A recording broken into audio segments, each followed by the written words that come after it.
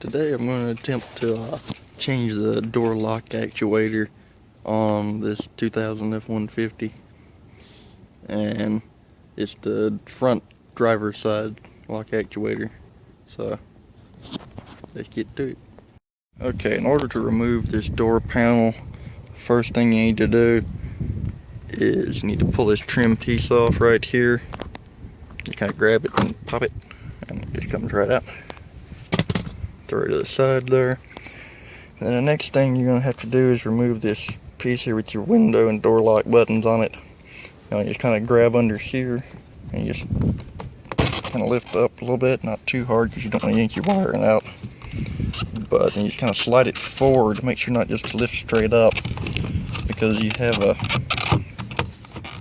tab back here, but you don't want to snap that off. And then back behind here you have all your plugs. These are for your windows, your door lock, and your mirror. And you just kind of squeeze the tabs and pull them out, kind of wiggle them and they come out. And on these, the tabs are right here. This is not the tab, this is a little piece. I don't know if I can do it here on the camera, but it'll move right there. You just kind of wiggle it and it comes out. Then you just take this off and you're going to set it to the side. Okay, so the next thing you have to do is take, after removing your instrument and button panel, next thing you have to do after removing the buttons here is remove this little cover. Just put a screwdriver behind it until you can get your finger behind it and kind of pry it out a little bit. And then you can get your finger back here and just be careful not to break the clips. And then just kind of slip that out and lay it to the side. Okay, after removing your door handle, you got this one screw here, and over here under where the trim panel was, you have one screw. I don't know if it'll focus, right there. You got to take out. And then the whole door panel just lifts straight up and it just pops backward towards you. Just make sure you clear the door handle and not to break this off as you lift the door panel up. So it's probably better if you push the lock down before you do that. So I'm gonna need two hands for that, but I'll come back and show you what I mean. But when you lift the door panel off, also be careful of right in here, there's a little light bulb. When you pull the panel, the wire will still be attached, but on the back side, just grab the light socket and kind of twist it and pull back and it'll come out. Alright, once you get the door panel off, this is kind of what it looks like. And I apologize for the wind out here today, but let's see. There's the door panel. Once it's off, just kind of lay it out of the way. And just one thing I should also mention is you're going to want to turn your interior light off so it's not running down your battery while you're doing this. Probably even disconnect the negative battery terminal would be a good idea. Also, now once you get this panel off, you're going to pull this back, this coating here, and I like to tuck it under this so it stays kind of down. And the door actuator is right there. You won't be able to see it on the video, but it's right down in there. This little black box, it's right next to the window track.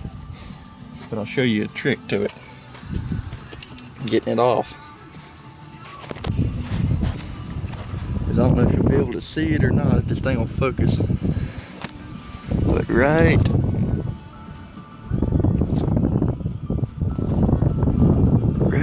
there's a little slot, a horizontal slot down inside the door, and you can push on that because that slot gives you direct access to the side of the actuator. I'm touching it right now. You can just shove it forward and it should come out. And it might take a few tries, but it should at least loosen it up for you.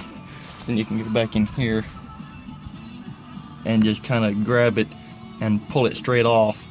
If you need to loosen the window track, it is that bolt right there. You just kind of slide it over a little bit.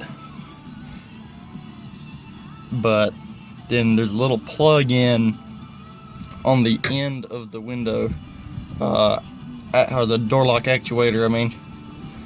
And you need to unplug that, and you'll need to plug that back into your new one before you put it back down in there. So, be right back. Okay, here's the old door lock actuator. I can tell somebody's been in this thing. Look at the glue around the edges.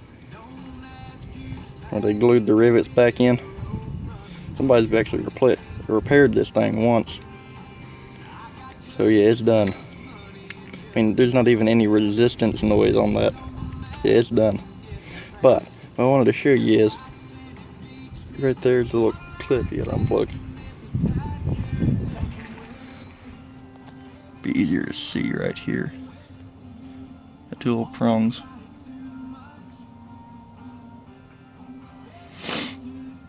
And you have to plug that back in. New one. Alright, I'm gonna get to putting that new one down in there because it's impossible to get the camera down in there. Be right back. Okay, the new one's down in there. Let's see if I can show you. I'm gonna try my best here.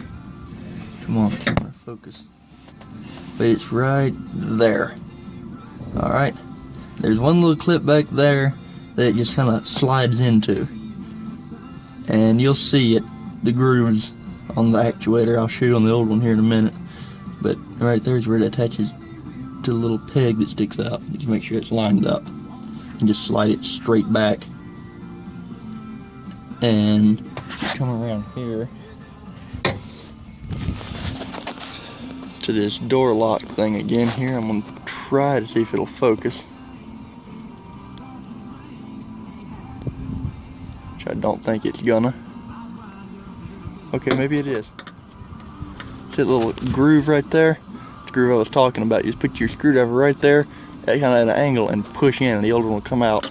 But you should be able to see it going back in, sliding back in here, and there should be like an 1/8 of an inch gap when it's fully seated in there.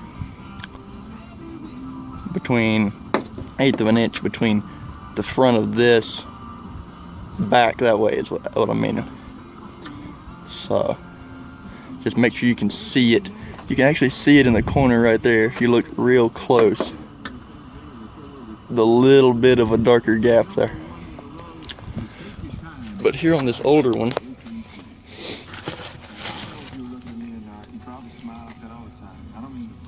it sits in there like that. Come on, camera. And see the groove right there and right there? That's what it slides into. So just make sure it lines up with the metal pegs inside the door. You just make sure this peg right here lines up with its slot as well. And you should be good. Also remember to plug that plug back in. So I'm going to get this kind of put back together. I want to make sure it works by pulling this up and down, make sure everything's lined up and working.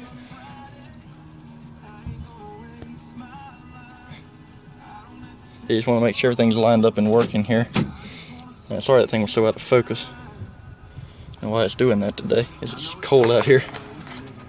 And make sure if you loosened that your window track bolt, you tightened it back up in the same spot.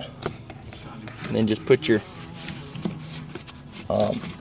sheet, protective sheet here back up for the door. And then just slide the door panel back down over it. You can see the grooves that it slides down into all around the door here. Just make sure you clear that peg and do not break it off. And make sure you keep your wires up through the door panel so you can plug it back in. And I'll show you when I get the door panel back on what it looks like. Okay, there's the door panel back on. I did not put that trim piece back on yet, or the buttons. I just wanted to show you here. You put your screw back in here and here. Make sure this will go up and down, clearing it, which it will.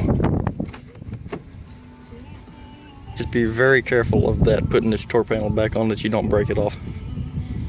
Now I gotta put this piece back on and hook my wiring back up, which it will only go in one spot, so it's pretty easy to figure out.